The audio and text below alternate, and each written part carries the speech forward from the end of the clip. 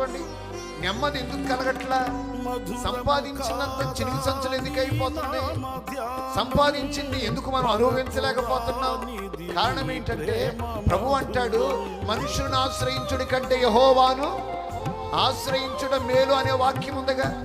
నన్ను ఆశ్రయించు వారిని నేను రక్షిస్తాను, నన్ను ఆశ్రయించు వారికి నేను దాచి ఉంచిన మేలు ఎంతో గొప్పది. ఎన్ని మాటలున్నాయి బైబిల్లో. మరి ఇప్పుడు దేవుడిని ఆశ్రయిస్తున్నావా? నీవు లోకాన్ని ఆశ్రయిస్తున్నావా? దేవుణ్ణి ఆశ్రయిస్తున్నావా? డబ్బును ఆశ్రయిస్తున్నావా? దేవుణ్ణి ఆశ్రయిస్తున్నావా? మానవ బలగాన్ని ఆశ్రయిస్తున్నావా? దేవుడు ఎంత తేటగా ఈ పూట నీతో నాతో మాట్లాడుతూ ఉండగా, ప్రభువా నేను నీ మీదే ఆధారపడతానని దేవుని తట్టు, కొండల తట్టు కాదు, దేవుని తట్టు నీవు కన్నులెత్తితే ఆయన నిన్ను రక్షించునుగాక, నిన్ను కాపాడునుగాక, నిన్ను చేరదీయునుగాక, నిన్ను లేవనెత్తునుగాక.